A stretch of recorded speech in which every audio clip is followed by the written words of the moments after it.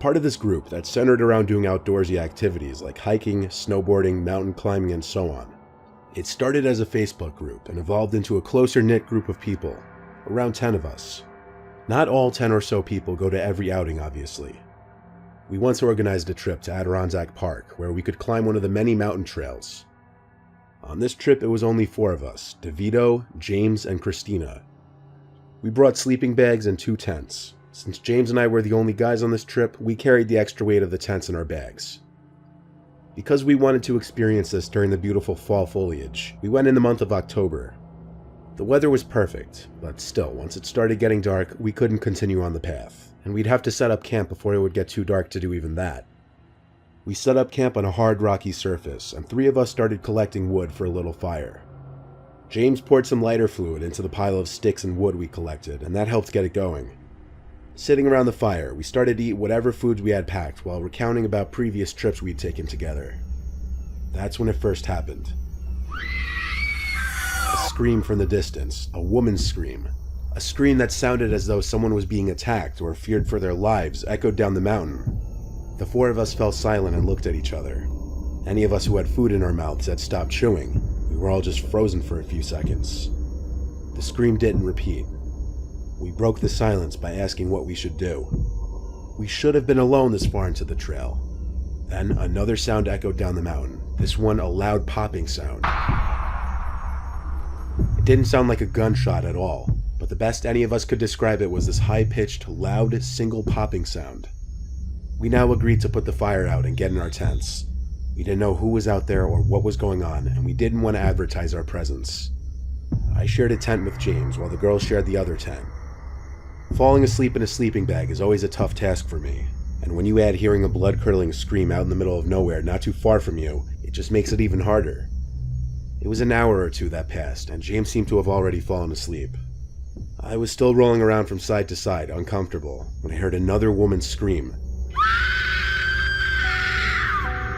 This one was higher pitched and much, much closer. I sat up and looked at James, who was apparently woken up by the scream.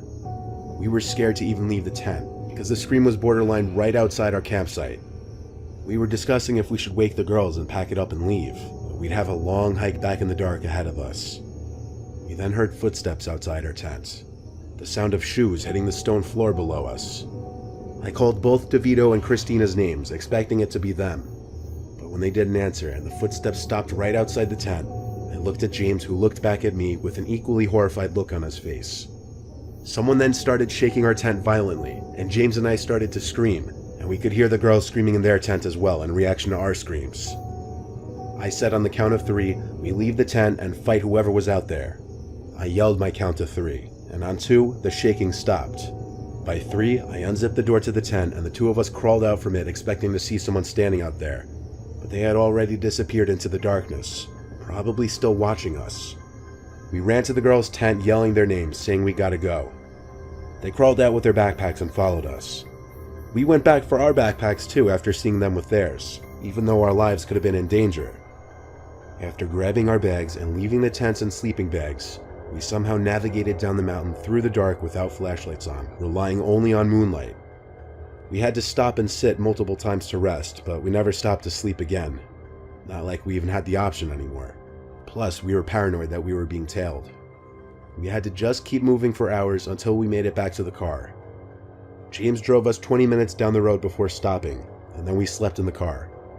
We all woke up past noon because of how much walking we did and how late we finally got to fall asleep. We told the whole group about it the next day on the drive home. To our knowledge, nothing ever came up on the news about any kind of murders or weird happenings in the Adirondacks around that time. It was in October of 2017 if anyone wants to do some detective work of their own. This still holds up as the scariest and overall worst night of my life.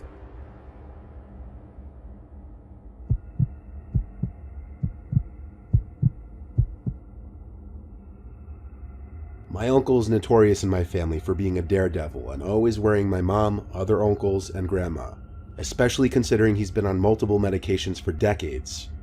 He's what you'd call an adrenaline junkie, and he's climbed over 5 mountains in his life, most notably Everest. Well, he's attempted Everest, but he didn't make it to the top. Something in his living on edge personality and mentality slightly changed after he attempted to climb Everest. I was just 10 years old when he did, and even I remember the change. It wasn't until 5 years later that I was told just what happened on Everest. My uncle went alone on his expedition, which may have been his biggest mistake. He said he stayed at base camp for a full day before continuing his climb beyond that point. At first his climb was easy, he says, and as one would imagine, it got gradually more difficult. Even though it's a well-known fact that many bodies of previous climbers are still to be found on the mountain, my uncle says he never expected to actually find one. He entered the death zone, which is the area of the mountain where the high altitude results in a lack of available oxygen for humans to breathe. This is usually above 8,000 meters, and most of the 200+ climbers who've died on Everest have died in the death zone. People are advised to not stay in the death zone for more than 16 to 20 hours. While in this zone, my uncle saw his first dead body lodged in a ravine, and being the happy, uppity, bubbly person he is, it was a shock and truly disturbing to him. He described his mood change from, in his words, feeling alive and on top of the world, to in over his head and mortal. Nevertheless, he progressed onward, and when he was tired, he took a break and sat down. Seeing the corpse really messed with his head, and he mentioned that he was also starting to feel dizzy and lightheaded, likely due to the high altitude. My uncle didn't want to get up from his position. He felt like he was losing energy and began talking to himself. My uncle finally got up from his seated position after an hour and decided he didn't have it in him to make it up to the top. He started to make his way down, until another climber bumped into him and started telling him to come on, let's go, passing him and climbing further up the mountain where my uncle just came from. My uncle told the man he was not up for it and was going to make his way back down to base camp. He recounts that as the man spoke back to him, urging him to continue up the mountain, his voice was very echoey and surreal. My uncle said take care to the man and continue back down the way he came with his head spinning and feeling short of breath. As he continued his way down, every time he'd look up, the man would be behind him, smiling and making hand motions for my uncle to come back up. He thought smiling and ignoring it would be the best way to get him to leave him alone. After continuously looking back to that man following him, my uncle finally stopped and started firmly telling the man he wasn't feeling well and just wanted to get back to base camp. The man slightly above my uncle smiled once more and said, "Watch me go over the ledge." Then he walked to the edge of the snow and leaped down, disappearing under the edge. My uncle said that as he saw this, it snapped him out of his daze and he ran over to the edge to look down it. But there was nobody to be seen sliding down the edge of the mountain, no marks in the snow. He didn't even hear the sound of him sliding down the snow initially or anything. Witnessing this made my uncle hurry down the mountain even faster, until the next thing he remembered was darkness, then waking up at the base camp medical clinic in a bed. He had passed out and a couple passerbys found him and carried him down low enough to where a rescue helicopter could reach him. My uncle waited until the end of the story to tell me that he was off his meds for the entire trip, and mixed with the lack of air in the death zone, he started to quickly hallucinate and talk to himself. Upon getting home, he did some research on recent deaths on the mountain, and learned of a young man who had died climbing Everest that same week who looked just like the man in the hallucination. This is when he started to question if it was actually a hallucination or not. However, the death was reported before my uncle had this alleged hallucination. He still says he's not entirely sure what he saw was a hallucination. I don't press him for more details about this story, as like I said, it's changed him and it's clearly left some kind of mental scar on him. I can't imagine how horrific of an experience this was for him.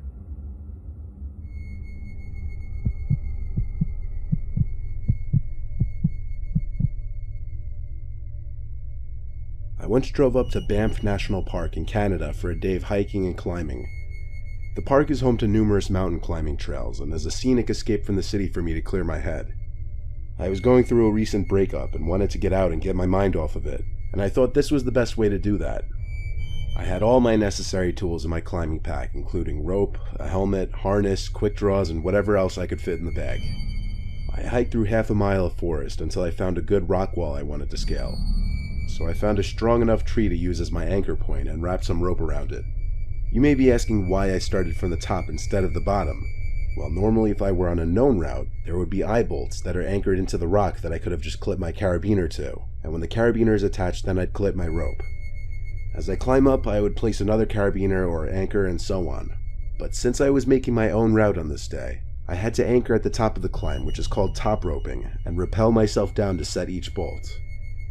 At the end of all of this, I'll be at the bottom and able to climb up after setting my own route. After I was all set to go, I started to rappel down the face and set my bolts.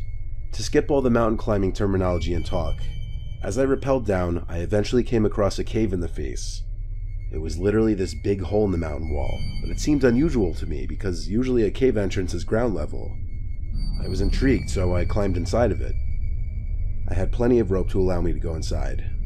I was sitting at the edge of this opening, looking inside, and it got pitch black in there not too far from the entrance. I wondered how big this cave was, and if it led to a separate entrance on the other side of the mountain. But more importantly, I picked up on this buzzing sound from deeper in the cave. It was this very low note kind of buzzing, like you'd almost miss it if you weren't paying attention. I walked very slowly deeper into the cave, and as the humming got slightly louder, I said hello into the cave. Not because I was expecting an answer from anyone, nor did I want an answer. I wanted to see how much of an echo there would be, to give me an idea of how deep this cave went, and there was quite a loud echo. But on top of that, the humming or buzzing sound stopped after I said it. I was creeped out, no doubt, but I was still intrigued as to what that buzzing sound could have been. I stepped just a little more into the cave, the rope starting to wedge at the top of the cave entrance now. I started to hear this slow, deep breathing, and I suddenly knew I wasn't in the cave alone. Perhaps there was an animal in there. I started to back away slowly out of the cave. When I felt I was close enough to the entrance of the cave, I took out my flashlight from my backpack, aimed it into the cave, and my finger quivered over the button for a few seconds. In a moment of poor judgment but pure curiosity, I turned the flashlight on and the cave lit up a bit. At first I thought it was just an empty cave, until I noticed the two heads peering to me from behind the curved cave wall. I could only see half their faces, but they looked sickly and decrepit. The way they were watching me, they were in the dark seconds ago, impossible for me to see, but them able to see me perfectly standing by the light near the entrance of the cave. I turned off the flashlight and ran for it back out of the cave. I started to climb back up the face when I felt a grip around my ankle trying to pull me back into the cave. I kicked as hard as I could at my attacker, and I felt my shoe hit their face. In response, the sickly looking person let go, and I heard him make this horrible shriek of pain. He sounded less human and more like some literal cave-dwelling monster. I didn't look down. I climbed the rock wall faster than I'd ever climbed. I don't think either of those two barely human things I saw in that cave attempted to come out and grab me. I made it back to the top in a surprisingly quick amount of time due to adrenaline. The reason I didn't just allow the rope to safely descend me down to the bottom instead of climbing to the top was because I feared they would grab the rope and pull me back up. I carved 2 big X's at the top of the face, and then 2 more at the bottom, indicating to whoever passes by here not to climb here. I hiked my way all the way back to the side of the road where I parked my car. I had a long drive home lost in my thoughts, appreciating my life and scared shitless, wondering what the hell was wrong with those people in that cave. Why were they in there, and what were they going to do to me? I'm telling you, they looked pale and sickly. They were not regular people. I called the park warden's number and gave them the coordinates of the cave and told them about the dangerous, sickly-looking people hiding in there. I'll tell you one thing though, this experience definitely took my mind off my breakup for a while.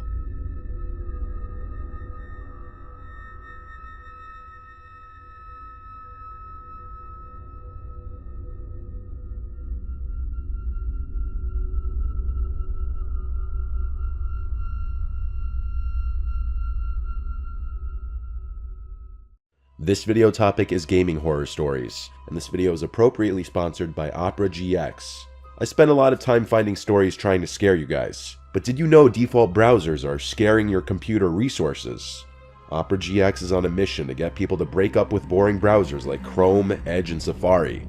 With the GX control feature, you can enhance performance on your PC when gaming with your browser open, and get rid of lag while playing games and listening to music. Perfect for when you want to keep a bunch of tabs open to not lose them, but you don't want your browser to hurt your gaming performance. The panel lets users limit the amount of CPU or RAM they're willing to let their browser use. My personal favorite feature is GX Mods. Opera GX offers you a lot of customization. It can actually be overwhelming. However, with GX Mods, you can now find ways to flip your entire browser 180 with one click and change pretty much anything you want. If you want to hear a ghost wailing anytime you click the search button, or you want to turn your entire browser into an arcade, it's easy.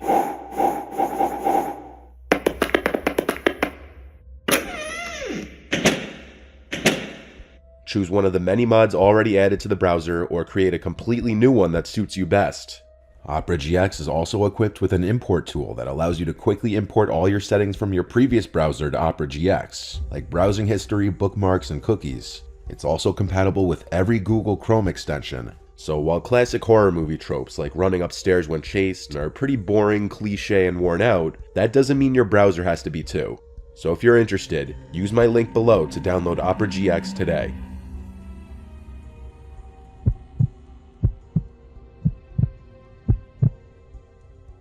I live in Chandler, Arizona. This happened when I was like 17 and in my heavy gaming phase, still living with my parents. I played a lot of Call of Duty in my room on my computer in those days, especially in the summertime when it's so unbearably hot outside and I prefer to stay inside in the air conditioning anyway.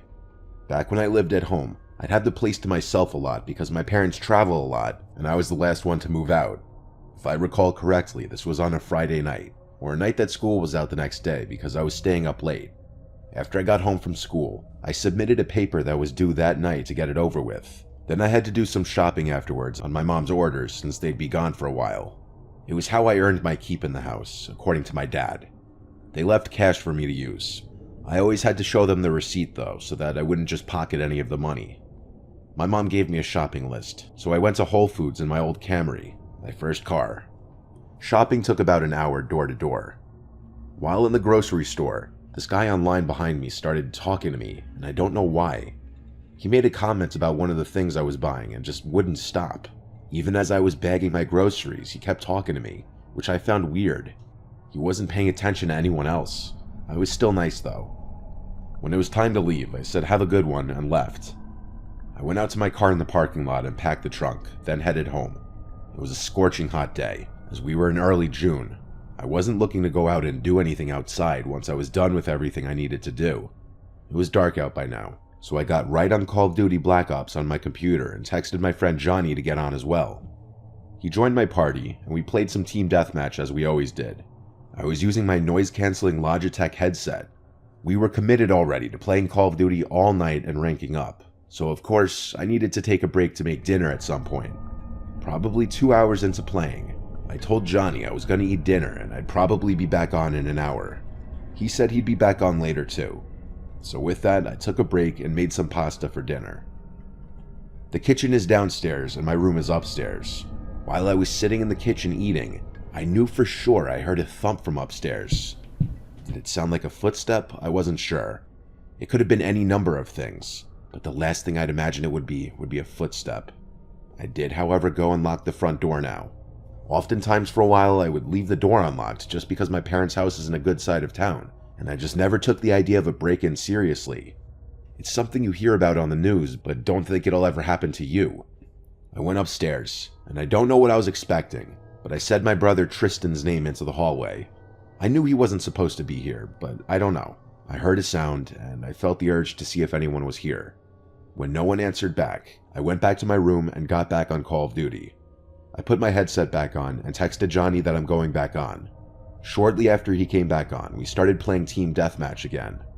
A couple games in, I looked to my left at the doorway of my room into the hallway. I don't know if something in my peripheral vision or some other sense felt something there, but I would leave the door open when I was home alone, as my mom would tell me to. The hallway was dark except for the one little nightlight plugged into an outlet. My room shone blue from my wall lights. Some of the blue poured into the part of the hallway closest to my room. In between the crack of the door was total blackness. I couldn't see through it. I didn't think anything of it. After our next game, Johnny said he was taking a leak and walked away while we were in the lobby.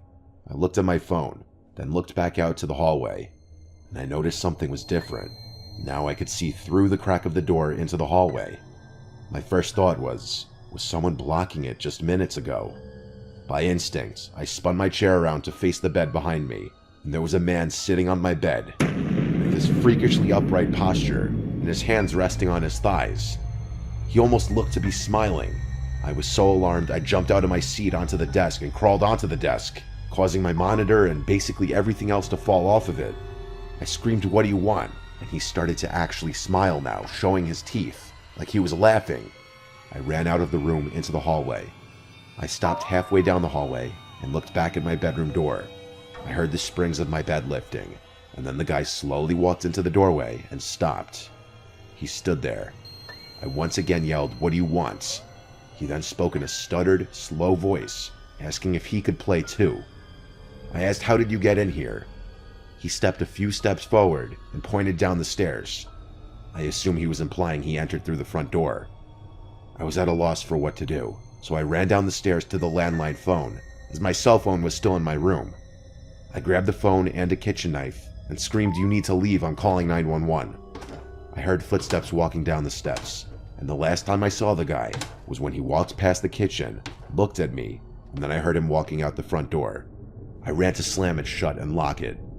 For the first time ever, I was ashamed at myself for leaving the door completely unlocked. I held the phone for a few minutes, deciding whether to tell my parents. Ultimately, I did. My mom was concerned at first, then grew livid, so much so to the point that she put my dad on the phone. He told me to go through the house and make sure nothing was taken. I went through every room, and honestly, everything seemed in place. I said the man seemed like something was off about him, and my dad said, "Yeah, no shit." The man didn't seem overtly hostile, but something was wrong with him, and I don't know what his intention was. The image of him sitting on my bed, and the realization that he was watching me through the crack in the door, was haunting enough.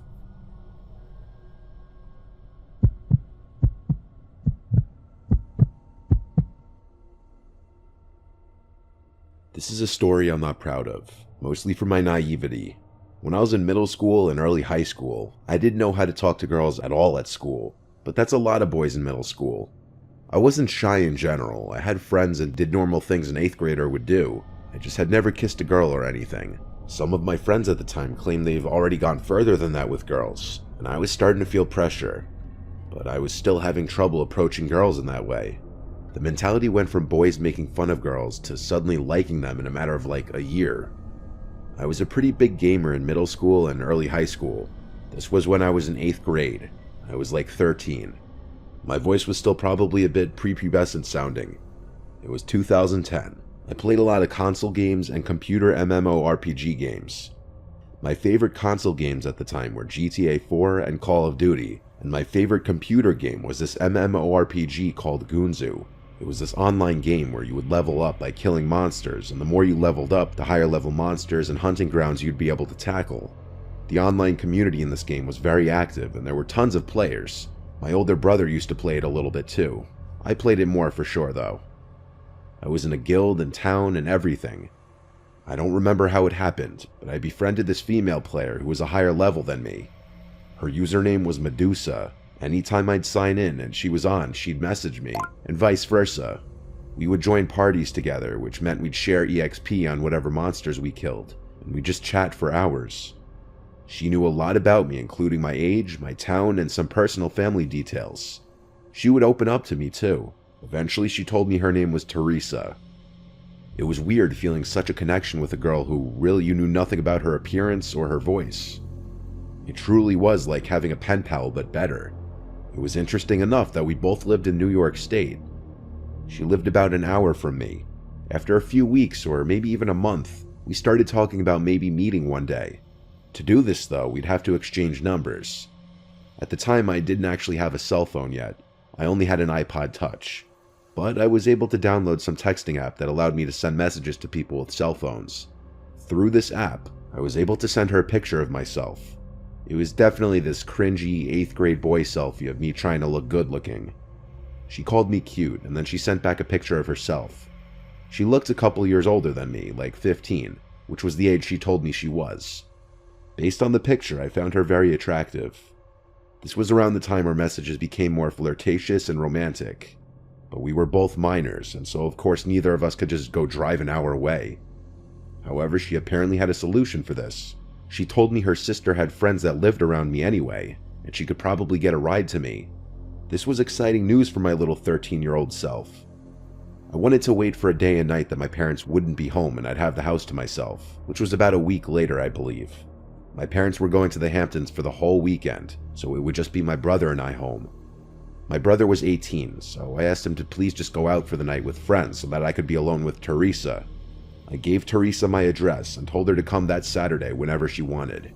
She said she'd be coming a little later, like at night. She didn't give me an exact time. At that point in time, we still had never spoken on the phone. I still hadn't heard her voice. I was so nervous all day that I couldn't even play video games. I was busy cleaning my room, making things look cool, fixing my appearance, even rehearsing things to say in the initial moments of meeting. Then I got a message from Teresa saying she's here. I sprang up and ran to the front door. I looked through the peephole and didn't see anyone. She then said you can come out to the front door. I opened the door and stepped onto the front porch. I looked around and the street was dark and quiet. No cars, no people. I went back inside and shut the door. I messaged her back, saying I don't see you. She said back, oh, I must have the wrong house. Give me a minute. That was a bit weird. I locked the door and sat on the living room couch, nervously waiting, playing games on my iPod. I got a message from her again. She said she's here and to come outside. I replied, ring the bell so I know you're at the right house. Then the doorbell rang. My nerves really set in now. I walked to the door, looked through the peephole, and didn't see anyone. I said, Teresa, through the door. Through the peephole, I saw a hand reach towards the door and knock. I said, Teresa, again. As I kept looking through the peephole, everything felt like it instantly crumbled down on top of me as this bald, creepy-looking short guy stepped in front of the peephole and then said through the door, hey Joey, it's Medusa from Gunzu. I want to talk. I ran away from the door with my hands over my mouth, truly speechless. The person I'd been talking to all this time was a creepy grown man. I was disgusted and scared. I went to call my brother's cell phone. He didn't pick up. The doorbell kept ringing. I went to my bedroom and locked myself in. I held the house phone in my grasp, considering calling my parents, but too embarrassed to do so. My room was the only other room in the house with the lights on. I have a big window in my room that overlooks the whole side yard of our corner house. I turned off my lamp and slightly kinked the blind just a crack, and I saw that guy on the other side trying to look in. He started to knock on the window and started saying through the closed window how much of a connection we clearly have and that we can at least be friends. I responded nothing. I called my brother again, and he picked up this time. I said, please come home right now. The Teresa person was a grown man the entire time, and he's at my window right now. My brother's always been pretty big, even as a teenager. I'd feel safer with him being here. He said he was coming home with his friends right now. We stayed on the phone so I could tell him if anything happened. I ran to my parents' bedroom upstairs and hid there. The man was blowing up my message app, saying he would like to talk and there's a reason he had to lie about who he was. When my brother got home, he told me he sees the guy outside. My brother and his 3 friends confronted the creepy short man outside, so I went outside now to watch. The 4 of them intimidated the man, calling him a sick fuck and such. And the man's defense was that he was concerned for my well-being, inviting strangers from online over, and that this was supposed to be a learning lesson. I refuted this claim by asking him why he would say that we could be good friends at my window. When my brother and his friends started pushing the man, he started quickly walking to his car. My brother kicked the guy's taillight, while one of his friends threw a rock at his window. He sped off down the road to never be seen again. This was humiliating and disturbing, but at the same time, I was really grateful of my brother and his friends to come to my aid. They potentially saved me from a seriously sick creep breaking into the house. It's still painful and uncomfortable, realizing all that time I spent opening up to who I thought was a girl my own age on a game was some creepy grown man with a different agenda.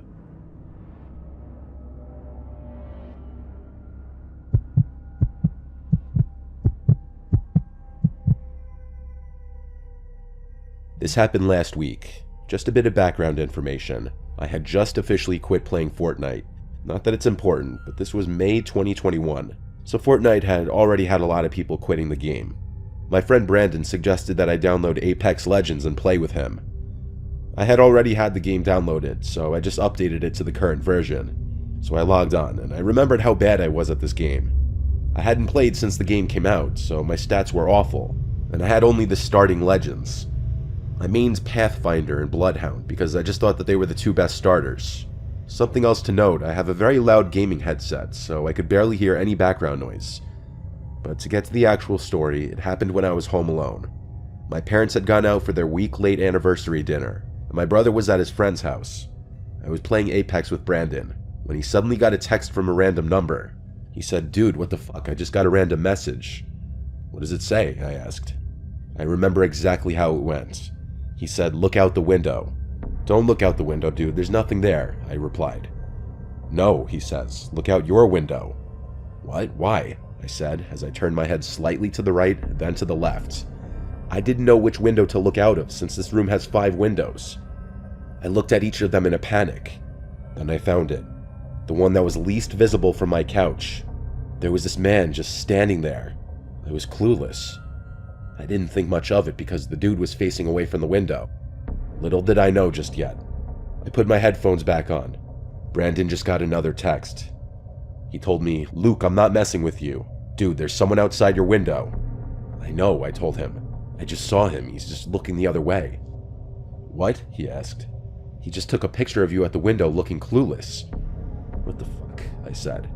"I suggest you call the cops and get him out of there," he tells me. Then, strangely, he stopped talking, and there was that sound of an Xbox notification. He left the party. He never does that without saying bye or that he's going to bed, and I saw he was still in Apex playing in a match. What the fuck, I muttered to myself again. Eventually, I got a party invitation from Brandon, and asked what happened. Next thing I know, there was a deeper voice than Brandon's on the mic. I remember in every little detail what it said. "Come outside right now, or I will come in." I couldn't recognize the voice at all, but I knew the voice was that of a grown man. I looked back at the window, and sure enough, there he was banging on the window. He looked completely demented.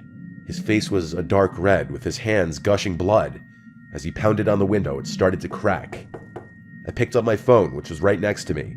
I was horrified to see it was at 1%, basically out of battery. I kept saying, "Oh shit," over and over. I put my phone to my ear and mouthed the words, "There's a man trying to break into my house. His face is dark red and his hands are bleeding." Next thing I know, he starts screaming while bashing at my window. Then I thought, wait a second. There's screen sheets in front of all of our windows. So how, if he never cut it, was he already at the glass? It took too much time to think. Finally, a shard of glass falls to the ground. A hole large enough for me to shout through opens up. I screamed, "Go the fuck away before the cops get here, you son of a bitch." I used too much breath on those words. Another shard falls, then another. I went to get a large knife from the knife block we have in the kitchen, and I returned to where the man was breaking the window. There was already a hole big enough for him to crawl through, and he had already started. I ran back to the kitchen and grabbed the cordless phone, ran upstairs and dialed 911. I told them the exact words that I mouthed on my cell phone earlier, along with the fact that he was now inside my home.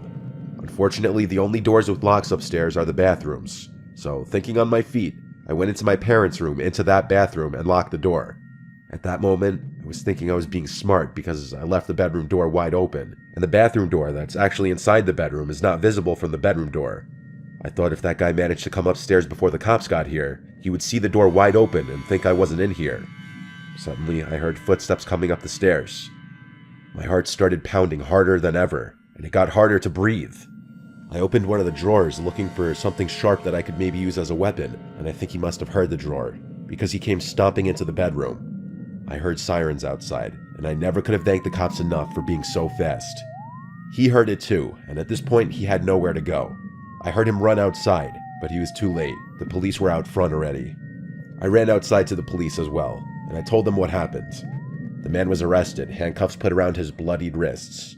I later figured out that I had killed that guy in Apex and kind of shit-talked him just an hour or two before. Somehow he got my address and Brandon's phone number. Some people are just fucked up in the head, and apparently they will do unspeakable things for video games. Everyone gets frustrated from getting killed in a game, but really, showing up at a person's house to potentially kill them in real life over a game is really messed up. This guy had to be mental. A few police cars stayed at my house overnight after the others had taken the man away. The man was convicted for aggravated burglary.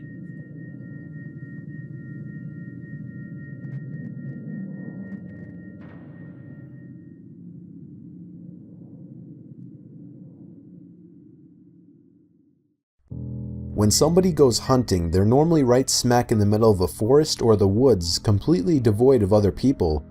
Seems like the perfect setting for a horror story, right? These 3 supposedly true stories will show you just what can go wrong while hunting. This first story was submitted to me in June by somebody named Robert Scherneman. His story takes place upstate New York, a place I'm familiar with. Here's his story. I've been a passionate hunter ever since my dad before me started taking me out on trips every Saturday. and I thought I would pass down the same tradition to my son. During the setting of this story, my son Peter was 10 years old. I figured that was a good age to introduce him to the world of hunting. I armed Peter and myself with Remington Model 798 sniper rifles. However, I carried it until I found the spot where I usually find game. We could have used the deer hunting tower hidden deeper in the woods, but I figured that wouldn't be the best first-time experience. I handed him the gun when we were set up.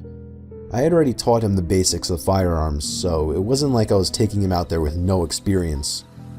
I chose to stay put the first time as it would be easier for him, and I figured I would move up to the more advanced methods of hunting in the future sessions. There was a lot of waiting, more waiting than usual in this certain spot.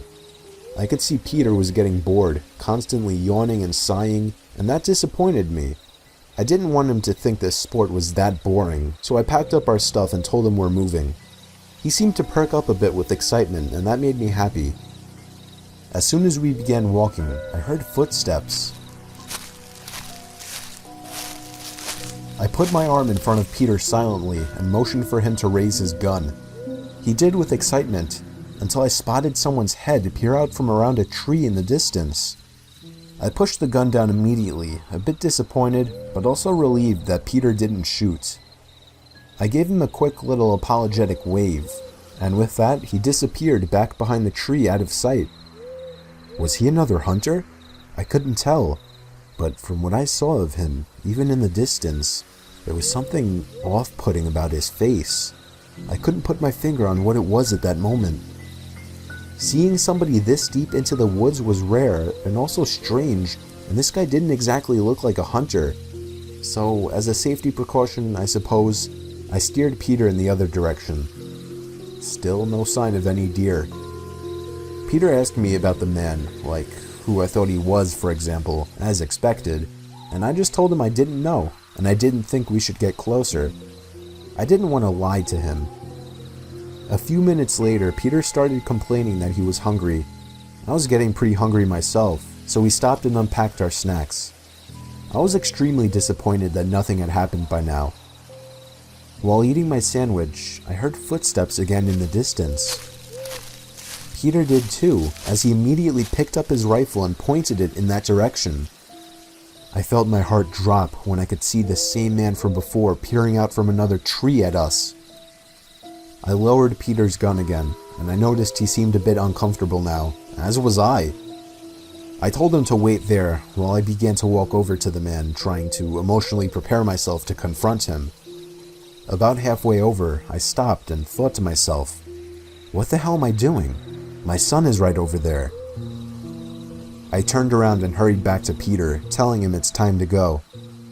If you had your son in the middle of the woods and you thought you were being stalked, odds are you would just want to get out of there too. We were not running, we were merely walking back to the road. I was mentally waiting for a twig snap or a leaf crunch from behind us, and when it happened, I nudged Peter to go along ahead. I angrily turned around and stormed towards the man, who was once again peering from behind a tree. I'd say when I got within 30 feet from the tree, he moved back behind the tree out of sight, and then I heard a thud, as if something were just dropped onto the ground. I had my gun loaded in my hand as I cautiously walked up to the tree. I didn't even say a word. I don't know why. All I did was slowly creep up to the tree, and when I got there, I felt as if everything around me had completely collapsed, or rather ceased to exist, and all that I could focus on was the head laying face first on the ground in front of me. No body, just head. I didn't even look up or around the tree to see who had dropped it there.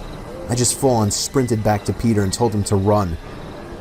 We made it back home safely within 5 minutes, and I made 100% sure we weren't followed. However, I stayed up the whole night keeping watch for the sake of my family's safety. I found out the next day through my wife that there had been 2 disappearances of local hunters, and that's when I called the police and reported what I had experienced. I had to, of course, play it safe for a long time, at least a few months, before taking my son out again. What baffles me, though, is how this person managed to kill 2 hunters who obviously had to be armed with some kind of weapon, I have since resumed hunting with my son. The next story was submitted to me just a month ago by Nathan Zielinski, and it's more of a mix between a camping and a hunting story. Here it is. It was my first time hunting. I was 21, going with my friends Anthony, Christian, Tom, and his girlfriend Diana to some park in Colorado to go elk hunting. We brought 2 separate tents that were relatively large, sleeping bags, 2 days worth of food and drinks, and of course, guns. I couldn't even tell you the name of the gun Anthony handed me. It was just a basic looking hunting rifle. Honestly, I didn't know how I felt about the whole thing. Killing a living, breathing animal that has just as much of a will to live as me, merely for so-called fun, didn't seem cool to me. But it was like the 5th time Anthony offered, and I felt like I had to say yes. I decided I wouldn't shoot any animals about halfway through the car ride. Anthony pulled into a lot, we unpacked the car, and proceeded to hike about a mile into the woods before setting up camp. First thing after setting up camp, we all followed Anthony's lead as he proudly babbled on about hunting techniques. I wished I had someone to laugh about it with, but everyone else seemed serious about it as well. I tried busting Anthony's chops by asking him, wouldn't it be better to stop talking if you don't want to scare away any potential prey? He got pissed. I could tell he took this really seriously, and from there on, I shut up. And by there on, I mean however long things were going normal, and that wasn't long. During our hunt, we ran into a rather strange group of people. 3 rather large, dirty men with long, sticky hair. They looked like they belonged to some kind of inbreeding house deep in the woods. They looked at us and sort of nodded their heads as if to say hello as we passed by them, one by one. We were officially freaked out. It might sound like something that would be laughable, but under the circumstances, it was horrifying. We were deep in the woods, far from the lot, which was, for the record, completely empty, and it may sound exaggerated, but these 3 looked like creepy lowlives who could be dangerous. Thankfully, though, they didn't follow us, which allowed for us to peacefully go on with our hunt. Anthony ended up killing a deer. We didn't find any elks. We dragged the deer all the way back to our campsite, and that was actually our dinner for the night. Anthony and Tom went through a disgusting, bloody process of skinning, and I'm pretty sure gutting the deer, but I didn't watch for more than a few seconds. Anthony made us venison burgers. He came prepared with the buns and everything. While I didn't particularly agree with the sport, I was impressed with Anthony. We went to sleep first thing at dark with the fire still going outside. I was having a really bad time trying to get comfortable in that sleeping bag. Anthony and Christian seemed to fall asleep quickly, while I, on the other hand, had to be rolling around for at least 2 hours. I've always had a hard time falling asleep in sleeping bags. I was actually about to get up and go outside to pee when I heard footsteps coming from outside the tent. I opened my mouth to call out Tom or Diana's name, but I realized, what if it wasn't them? I laid silently and listened. In an unexpected instant, the zipper to our tent got pulled down, and I threw my head down to the side and acted as if I were asleep. There was a short pause before the zipper got pulled back up. I waited until the pairs of footsteps moved away. They seemed to be moving to Tom and Diana's tent. Then I realized it must have been them, and they must have been checking if we were asleep so they could, mess around, I guess. So I decided to play a little joke on them. I gave it about 5 minutes before I unzipped the tent and began creeping over to their tent. Then I realized their zipper was still undone. That's strange, I thought to myself. I crept over expecting to scare the 2 lovebirds, but instead, when I got close enough, I saw 2 men inside of the tent doing something to Diana. At that moment, I screamed as loud as I could, mostly out of fear, but also to wake everyone up. Anthony and Christian stormed out from the tent with their rifles. When the 2 men fled from the tent, I realized something. They were the same 2 men we had seen earlier. Tom and Anthony fired rounds in their direction to scare them off. However, something even more horrifying happened after that.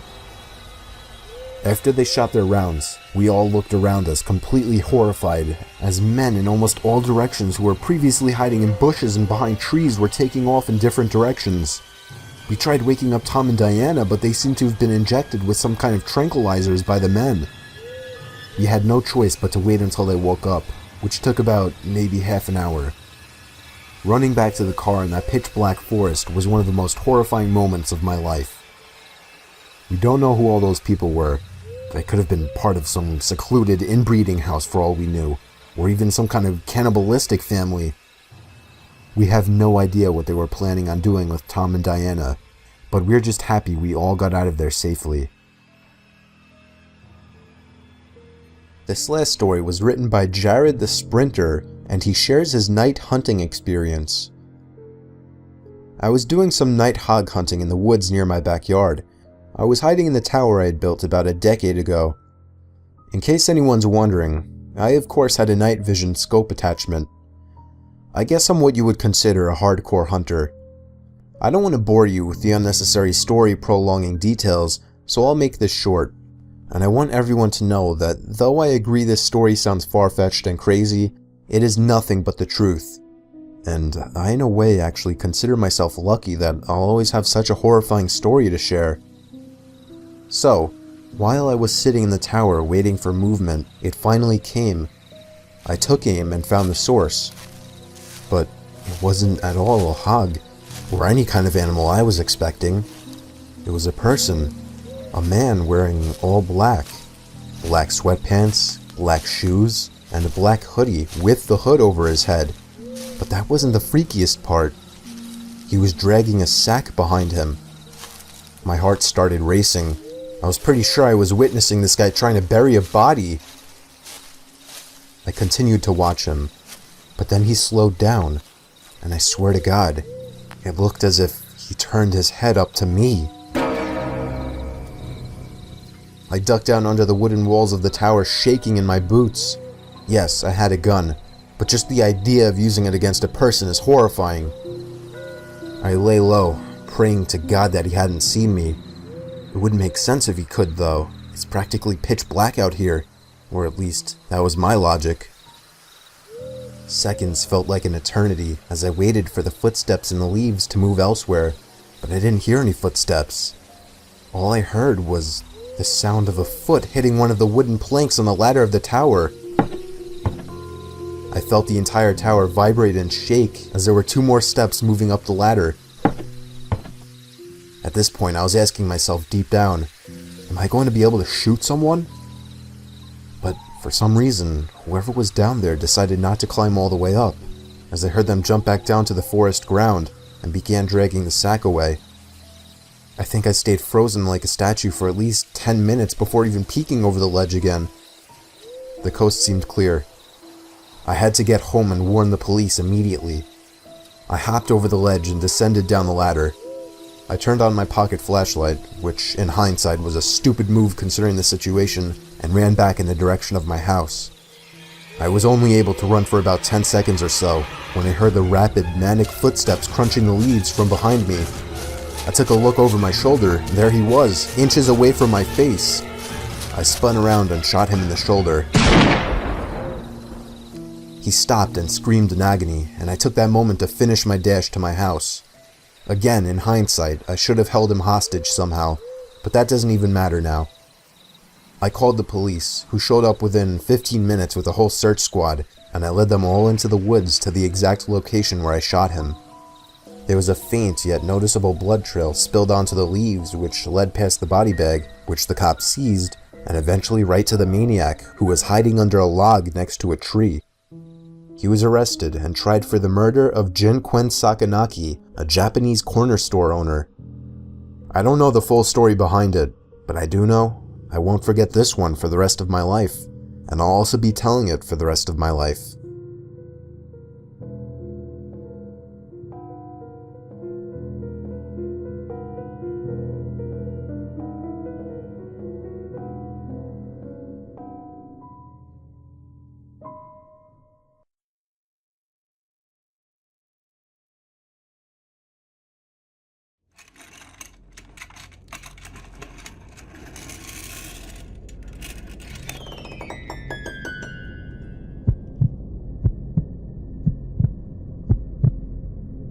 I'm 29 now, and I've had a lot of horrific experiences, but nothing sits in my brain the way one night from when I was 15 does. It was my first real babysitting job that wasn't just watching a cousin for an hour while my aunt ran to the store. This was a family friend, the kind where your parents know their parents, and everyone assumes it's basically safe by default. They're cool with me telling this story online, so their names are Mark and Diane, and their son Charlie was 5. They lived in a nice house in a quiet, normal neighborhood. Looking back, that's part of why it messed with me. It didn't feel like the kind of house where anything bad could happen.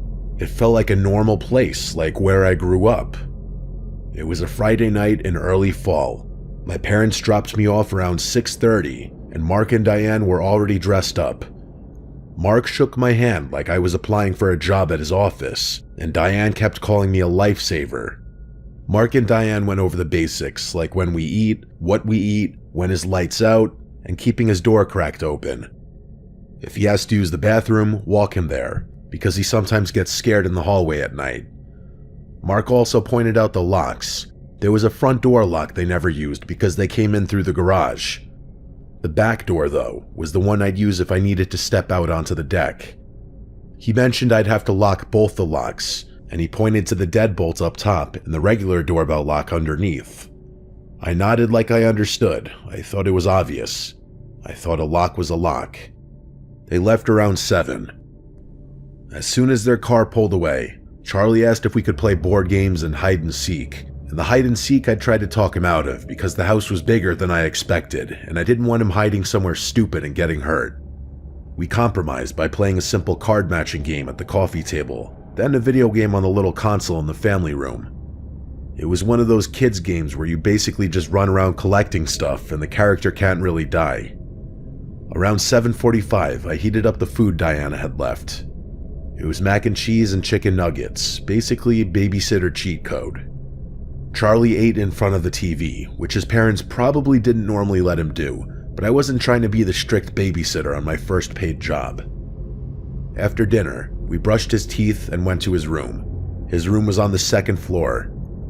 The house had this wide hallway that ran past a couple bedrooms and a bathroom. Charlie's room was at the end, and it had a small closet with sliding doors. Inside, from what I could tell earlier when he grabbed a toy, it was mostly little kid clothes and some storage bins on the top shelf. His room had a hamper in the corner by his dresser, one of those tall ones with a lid. There was a nightlight on his dresser that glowed soft yellow. I tucked him in and read him a short book, and as I was walking out, he asked if I'd stay in the hallway for a minute. I stood outside his door and listened to him rustle around for maybe 30 seconds. Then his voice went quiet, and I figured he was settled. I left his door cracked like they said. Diane had showed me the guest bedroom where I could hang out once Charlie was asleep. It was down the hallway from Charlie's room, closer to the stairs. It had a small TV, like a spare room TV, and a bed with a comforter that looked like it was never used. I turned the TV on and flipped through the channels until I found some random show. I lay on top of the bed, shoes off, phone in my pocket. It felt like the job was basically done, but that lasted maybe 40 minutes. I was half watching the TV when I heard soft footsteps in the hallway. I looked up, and Charlie was standing in the doorway of the guest room. He was rubbing his eyes and holding his stuffed animal. His face didn't look sleepy though, he looked scared. I asked what was wrong. He didn't come in at first, he just whispered, "Chris." I motioned him over, and he walked in slowly, like he didn't want to turn his back to the hallway. He said he heard something in his closet. I tried to assure him it was likely a house settling noise, that houses creak a lot. He shook his head fast, saying no, it was more like a scratch. I still knew it had to just be typical toddler imagination. I told him there were no monsters in his closet and asked if he wanted me to check. He nodded, and I walked him back to his room. I turned his light on fully and looked at the closet. The sliding doors were closed. I slid one open and peeked inside. Admittedly, I took just a quick peek because I knew no one was in there, and I just saw a bunch of clothes. I even pushed some clothes aside like I was actually searching. I slid the door closed and saw relief on his face. I tucked him back in and went back to the guest room, but 15 minutes later, I heard footsteps again. This time, Charlie came in quicker, and he was more upset. He said, "Chris, the closet door moved." I sat up and tried not to show annoyance, even though I felt it for a second. I tried to stay patient. I said, "Okay, let's go check." We walked back down the hallway, and when we got to his room, I stopped in the doorway. The closet door was fully open. One of the sliding panels was pushed all the way to the side. I stared at it for a second, and I remember my stomach doing this little drop, not because I thought someone was in there right away, but because it didn't match what I remembered. I knew I closed it. I looked at Charlie and asked why he opened that in a tone that would imply I'm not happy, but the way he swore he didn't, it didn't come across like he was lying. I walked over and slid the closet door shut, but the thing is, the way it closed, it didn't feel like it could have drifted open on its own. I gave Charlie a look meant to imply that I knew he was playing around with the door, maybe trying to scare me. I tucked him back in and told him he was fine and to go to sleep.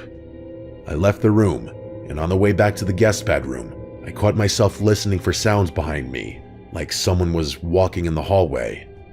I told myself to stop being stupid. I was 15 in a family friend's house on a safe street. About 10 minutes later, instead of footsteps, I heard Charlie call out. It wasn't a scream, but rather a shaky raised voice like he was trying not to yell but needed me. It came from his room. I got up and walked out. As I got closer, I could hear him crying softly. I stepped into his room and saw him sitting in bed with tears on his face. I immediately looked at the closet. The door was closed. That should have been reassuring, but it wasn't. I said, "Hey buddy, what happened?" He didn't answer right away. He just lifted his arm and pointed toward the corner of the room. I followed where he was pointing, and for a second, my brain didn't process what I was seeing. There was a hamper in that corner, and behind it, pressed into the narrow space between the hamper and the wall, was a person crouched down. They were hiding, trying to make themselves as small as possible. The first thing I saw was a shoulder, then the shoes, then his partially hidden face, but I could see his eyes looking straight at me. The whole thing lasted maybe 2 seconds before my body reacted. I didn't scream. I simply decided it was time to move, so I grabbed Charlie with both arms, yanked him out of bed, and picked him up like he weighed nothing. I backed toward the door, never taking my eyes off that corner. The person surprisingly didn't move at first. They stayed crouched, as if they stayed still enough we'd forget he was there. I ran us toward the guest room and locked the door. I did my best to keep Charlie quiet as I called 911. I told the operator there was someone in the house. I gave the address and said I was babysitting, and there was a man in the kid's room. The operator asked if the intruder had a weapon. I said I didn't know. She asked if we were safe. I said we were locked in a bedroom upstairs. She told me to stay on the line. I kept expecting the doorknob to start turning or expecting the door to shake. The operator kept talking to me to keep me calm, asking me to describe the person, but I couldn't. All I could say was I saw the person's eyes hidden behind a hamper. The eventual sound of distant sirens getting closer was the first time I was ever relieved to hear police sirens in my life. The operator told me to wait until an officer came to my door and identified themselves. When the police finally came upstairs, one of them knocked and said, "Chris?" because I guess dispatch had my name. I unlocked the door and opened it, and 2 officers were there with flashlights. They looked past me into the room, then at Charlie. They had already done a sweep downstairs and didn't see anyone. They didn't have to kick the door down because the front door was wide open. They checked every possible hiding spot in the house. Whoever it was had left. They said based on the timeline, he probably slipped out fast when I ran, went down the stairs, and ran out the front door. When Mark and Diane got home, they arrived to the police cars outside and officers in their living room. A lot of emotions filled the room for sure. Mark asked me questions I couldn't really answer, just like the police did. A cop asked about the locks and entry points. Mark immediately went to the back door and checked it. I followed because I felt like I needed to see. The deadbolt at the top was unlocked. Mark looked at me and asked, "Did you lock both locks like I said?" I said I locked the bottom one. He said the bottom one pops if the knob gets jiggled. That's why he told me both. He wasn't raising his voice, but I knew he was upset. However, he didn't stay upset for long and was grateful I saved Charlie from danger. The worst part is thinking about what would have happened if Charlie hadn't come to get me, if he'd stayed in his room trying to be brave while that person was in there, or if I'd been downstairs messing around on my phone, not paying attention, or if I'd told Charlie to go back to bed without checking. So to parents or babysitters or anyone out there who takes care of kids, don't always dismiss the things they say as just their imagination.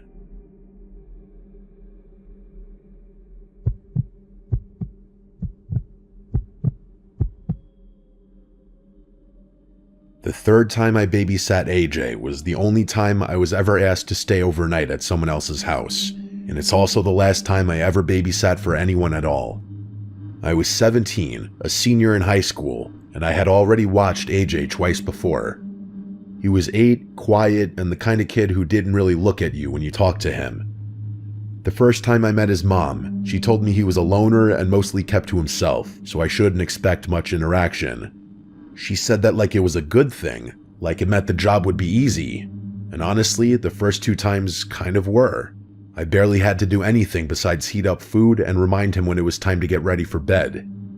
He'd just sit in his room playing video games like Grand Theft Auto for hours. The third time was different because his mom asked if I could spend the night. She said she had to be out of town for work and wouldn't be back until late the next morning. She sounded stressed on the phone, like she didn't have many options, so I said yes. I figured it would be the same as before, just longer and more money. When I got to the house that afternoon, she rushed through the instructions at the kitchen counter while AJ was already upstairs. She said there was frozen pizza in the freezer, and he usually fed himself breakfast cereal, and I could sleep in the extra room at the end of the hallway. She thanked me like 3 times before she even left. When she did, I called up the stairs to let AJ know I was there, even though he already knew, and he just yelled back a short "yeah" without coming down. For the next few hours, I barely saw him. I could hear the video games through the ceiling, the sounds of gunshots and cars crashing in his game. At one point, I went upstairs to check on him and found him sitting on the floor of his room, controller in hand, eyes locked on the screen. He didn't look away when I asked if he was okay. He just nodded while staring at the TV. I went back downstairs and tried to watch something in the living room, but it felt weird being in someone else's house overnight. Around 7, I made the pizza and called AJ down. When he came down, he didn't say hi or anything. He just grabbed 2 slices, looks at me with this expression I still can't fully describe, like I'd done something to annoy him just by existing, and then went back upstairs without a word. He was acting unfriendlier than usual this time. I stood there in the kitchen holding my own plate, feeling awkward and kind of unwelcome in a house I was supposed to be in charge of for the night. I figured he was just a weird kid and didn't take it personally. After I cleaned up, I went upstairs to get ready for bed. The guest room was basic and small. I left the door half open because I didn't like the idea of being fully closed in. I was sitting on the bed talking to my friend Bree when I got this strange feeling like I was being watched. I looked up and saw AJ's head slowly move back out of view from the crack in the doorway.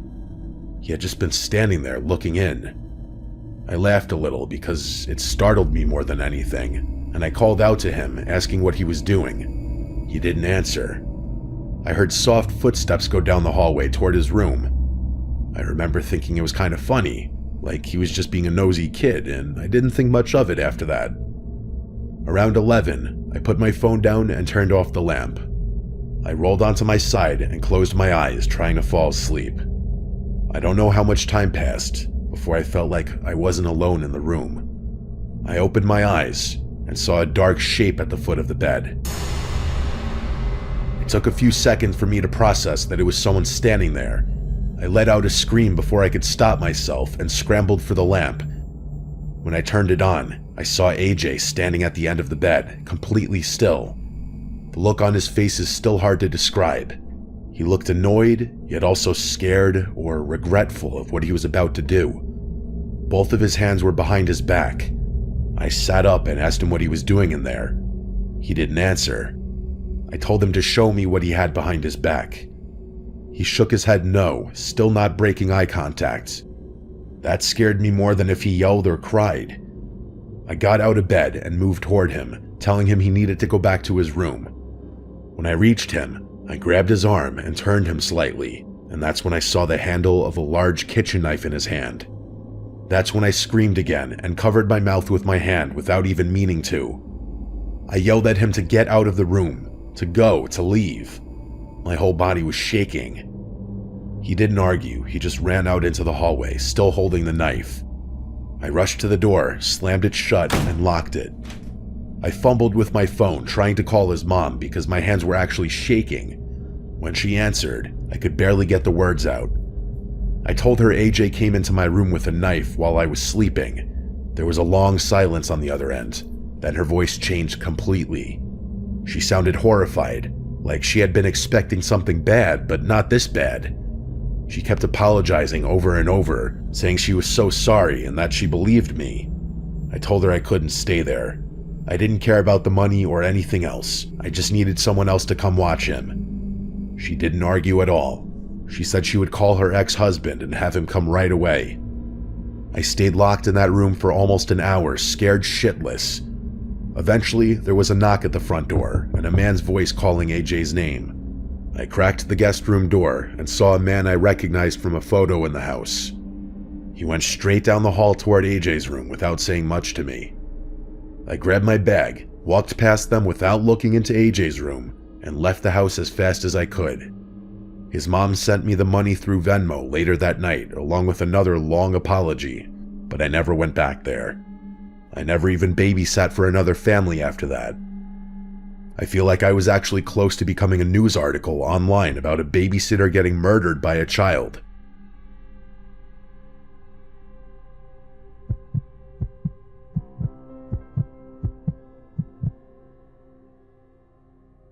I was 21 when my sister asked me to watch her kids overnight while she and her husband went to a wedding a few hours away. I'd babysat my niece Emma and my nephew Lucas plenty of times before, so it wasn't a big deal. Emma was 6, quiet and sensitive, and Luke was 9, more talkative but still easy. They live in a normal suburban house in a quiet neighborhood not far from our childhood home. My sister walked me through the usual routine before they left, since this time I'd be staying overnight. Leftover Chinese food for dinner, and no scary shows, and bed by 9. She reminded me Emma sometimes got nervous at night and might call for me once or twice. After they left, the kids and I ate in the living room and watched a movie. It felt like a completely normal night. Around 9, I took them upstairs. Their bedrooms were across the hall from each other, with a bathroom in between. I tucked Emma in first. She asked if I'd leave her door open a little and keep the hallway light on. Lucas just rolled over and told me goodnight like he was already half asleep. I went downstairs and turned on the TV, keeping the volume low so they wouldn't hear. Around like 9:30 to 10, I heard footsteps upstairs. I figured Emma needed something. I started up the stairs, but before I got halfway, I saw her walking along the balcony toward the top step. She was standing there in her pajamas looking down at me. I asked what was wrong. She said I already came in her room and told her to go back to sleep, but she hadn't been able to. I stopped on the stairs and told her I hadn't been upstairs since I put them to bed. She thought I was joking at first. She said I stood in her doorway a few minutes ago and told her everything was fine in a whisper. I told her maybe she was dreaming it, and walked her back to her room. I checked her closet and under the bed, even though I knew nothing would be there. She finally settled back in, but she kept watching me as I left, like she wasn't convinced. I went back downstairs, feeling slightly uneasy, but still telling myself kids mix dreams with reality all the time. About 20 minutes later, Lucas came down, rubbing his eyes. He asked why I came into his room. I felt a chill go through me. I told him I didn't. He said I stood by his dresser and looked at him, then walked out without saying anything. I tried to keep my voice calm and told him he must have been half asleep, but now this was weird, because both of them said pretty similar things. Instead of going back to bed, he stayed next to me on the couch now. That was when I started to really listen to the house. Every small sound felt louder. I turned the TV off, and the silence literally made my ears ring. Lucas noticed me doing this, and I think it started to scare him when I told him to shush for a second. I heard something upstairs. It was light footsteps running, and then I saw her running across the balcony upstairs and then racing down the stairs, screaming Uncle Dan a bunch of times. When she got to the living room, I asked her what's wrong, and she started crying, saying there's someone upstairs. I think this was around the time my heart really started racing. They weren't playing a little kid prank on me. She was crying genuine tears. I asked her why she thought there's someone upstairs, and she responded saying someone came in her room again and said goodnight, but it didn't sound like me. I think by now, I was internally freaking the fuck out, but I told them to keep calm. I didn't want Emma to cause Lucas to start crying now too. I told them to wait down here. I'll go check upstairs and be right back. And that's exactly what I planned to do. But I wasn't going up there without a weapon at this point. I went to the kitchen, secretly grabbed a knife, and placed it in front of me as I walked back into the living room and then up the stairs. The kids were still on the couch. I made it to the upstairs balcony that overlooks the living room. I did a little march as I walked across it to try to make them laugh, but it didn't work. As I passed the balcony and into the upstairs foyer that led to the kids' bedrooms, I can't iterate enough just how much I wasn't expecting what happened next. I heard something in Emma's room. I peered inside and thought I saw something or someone. I quietly said hello so the kids wouldn't hear, but I wasn't expecting someone to respond. In a very weird, high-pitched voice, yet still sounding like a grown man, someone said, "Aren't they just so special?" The voice sounded like it belonged to someone with mental issues, maybe not fully there.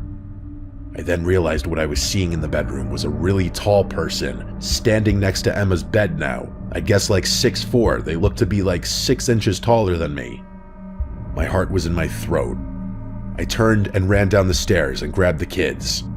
I told them, "Put your shoes on now, we're leaving," and Emma started to cry even more. I quickly saw why. Peering around the wall up the balcony upstairs was this grotesque-looking man doing peekaboo with his hands toward the kids. I said forget the shoes and ran the kids outside with me in their socks. We ran to a house a couple doors down where I saw lights on inside, and I rang the bell 5 times. The lady who answered knew Lucas and Emma. I introduced myself and quickly explained the situation. She let us in immediately into safety. I got on the phone with 911 and stood on the front porch of this couple's house watching my sister's house. And as I saw that man casually strolling out of her house, walking down the walkway into the darkness of the street in the opposite way, the 911 operator told me not to engage him in any way and that officers would be there soon. But boy do I regret listening to that operator. I should have followed that fucking creep down the street. I should have been a man and beaten him to a pulp. But realistically, I didn't know if he was armed or not, and based on his voice, I choose to believe it was some mentally handicapped person who simply walked right into the house. I stayed on the stoop watching the man until he disappeared down an intersecting street, and I told the operator which street it was. She kept making it seem like the cops would be heading down that direction, but it took so long for them to arrive that by then, that man was gone, possibly into one of the houses in the vicinity for all anyone would know. I wasn't happy with the response time, and I let the police know that. I went into my sister's house with them to investigate, and nothing seemed out of the sorts, nor was anyone else inside. Of course, given the circumstances, I drove the kids home to my parents' house with me that night to sleep there. We weren't going to sleep in that house that night regardless. And of course, there was somehow blame put on me that the one night I was watching them, someone breaks into the house. However, I firmly believe that man was in there before I even got there. I did not go needlessly unlocking doors or anything like that. Ever since then, my sister and my brother-in-law have been nuts with the security cameras. They have at least 6 all over the house, inside and out. But honestly, who can blame them after this?